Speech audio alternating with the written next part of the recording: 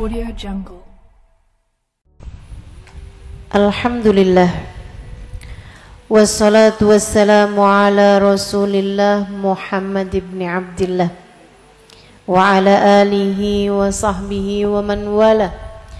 Subhanaka la ilma lana illa ma 'allamtana innaka antal alimul hakim.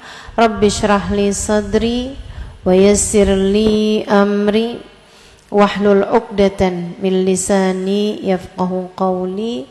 Amma ba'du. Alhamdulillah, sama-sama kita hormati, kita sayangi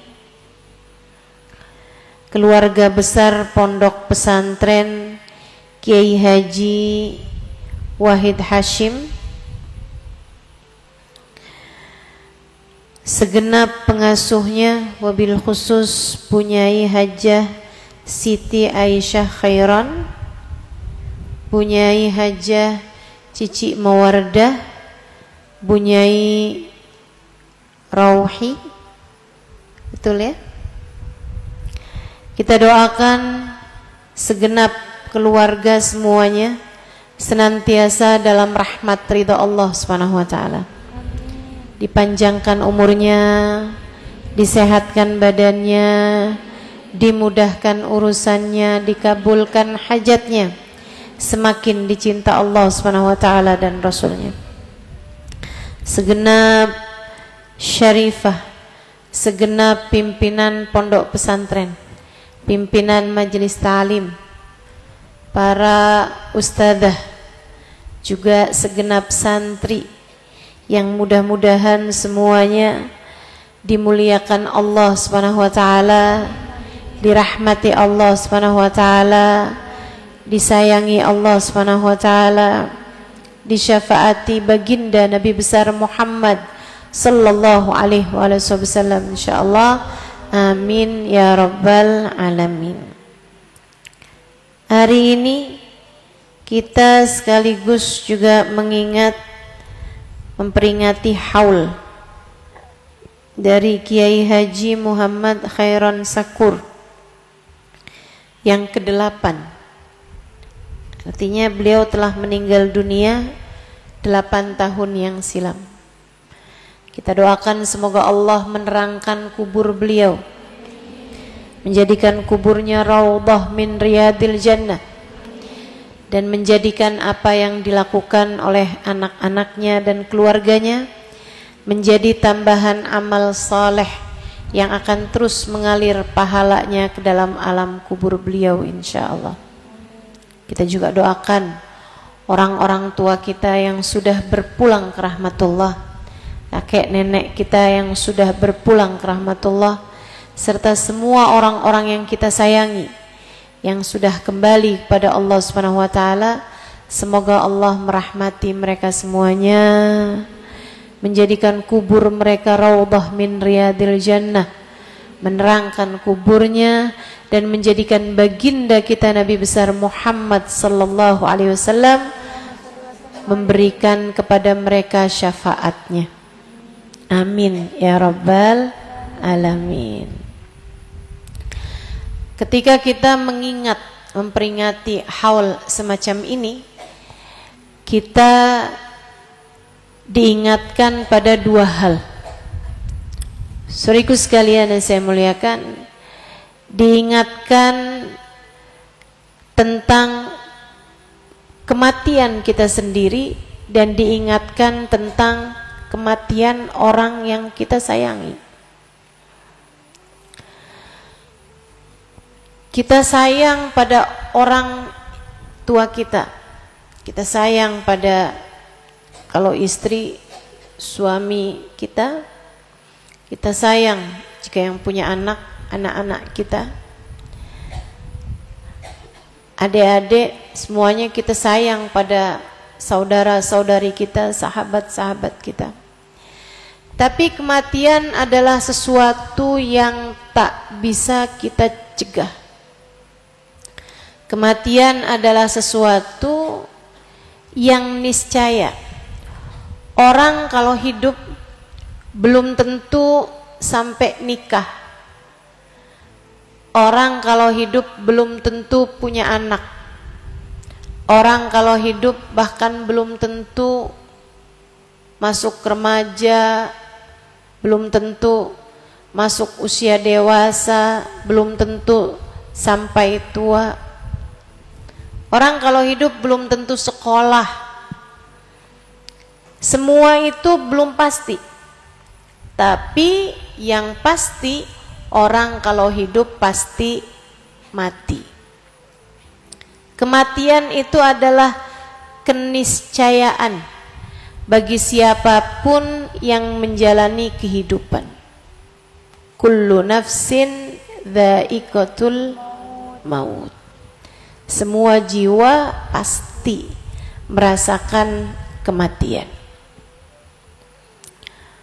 Agrab ghaib yuntadhar, kata Nabi Muhammad alaihissalam. Kematian adalah perkara ghaib yang paling dekat. Perkara ghaib yang paling dekat dalam kehidupan kita adalah kematian. Karenanya baginda Nabi Muhammad mengatakan, kafa bil mauti wa'idha. Cukupkanlah kematian sebagai nasihat bagimu, biar kamu enggak terlampau cinta dunia, biar kamu enggak terlampau cinta manusia. Seorang istri cinta apapun sama suaminya mesti ngingetin diri bahwasanya kematian bisa kapan waktu menjemput seseorang. Ada salah satu dari teman pengajian cerita, jamaah yang biasa hadir majelis saya, Ustazah, suami saya meninggal dunia setahun lalu. Saya sama suami saya nggak pernah pisah lebih dari 6 jam. Maksudnya kalau nggak barengan lebih dari 6 jam. Suami saya kerja, Ustazah, kantornya di sebelah rumah, dan saya yang diangkatnya sebagai sekretaris. Jadi kemana-mana ketemunya sama saya, sama anak-anak kami. Anaknya ada 4 kalau nggak salah. Dia bilang kami kemana-mana barengan Ustazah, nggak pernah pisah. Suami saya hidup sangat sehat, olahraga, makan makanannya juga sehat, minum minumannya juga sehat. Satu-satunya hal yang kurang sehat yang dia lakukan adalah merokok, dan itu pun juga nggak banyak, paling sehari sebatang.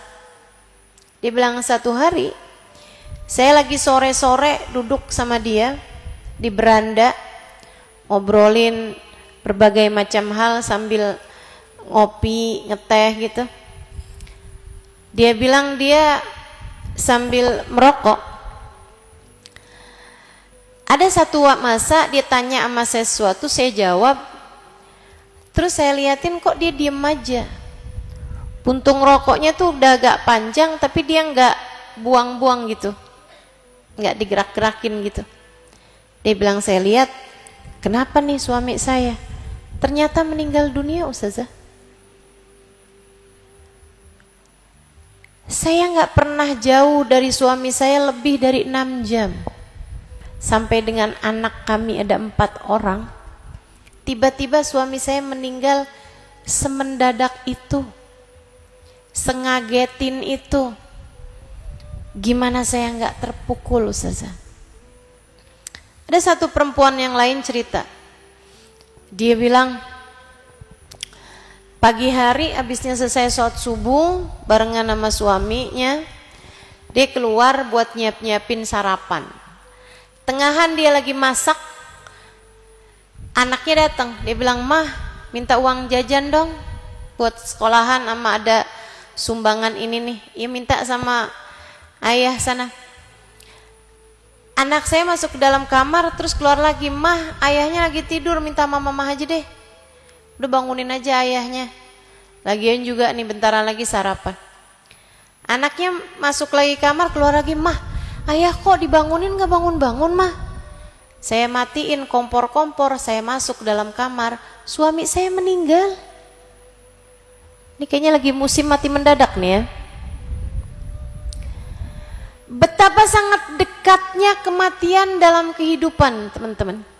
Seseorang yang sekarang kita jumpai, seseorang yang sekarang kita bisa pegang tangannya, bisa kita peluk badannya, orang tua kita misalnya, bisa begitu mudahnya Allah mengambilnya dari kita. Saya setahun 3 bulan yang lalu, ibu saya meninggal dunia. Dan itu nggak pakai sakit lama, nggak pakai di rumah sakit lama-lama, hanya beberapa jam di rumah sakit. Itu pun juga beliau masih bisa berdiri, masih bisa wudhu, masih bisa apa. Subhanallah, kematian itu begitu dekat. Ketika memandangi tubuhnya sudah berbaring di pembaringan gitu, saya jadi mikir, ya Allah, tangan ini adalah tangan yang sering saya pegang-pegang, kemudian menjadi tak ada lagi. Badan ini adalah badan yang sering saya peluk-peluk, kemudian gak ada lagi. Bisa begitu dekatnya kematian dalam kehidupan kita. Bisa kapan waktu aja datang pada kita. Kita nggak pernah tahu. Kita nggak pernah tahu. Kadang ada seseorang kita temuin, beberapa jam kemudian kita dengar dia meninggal dunia.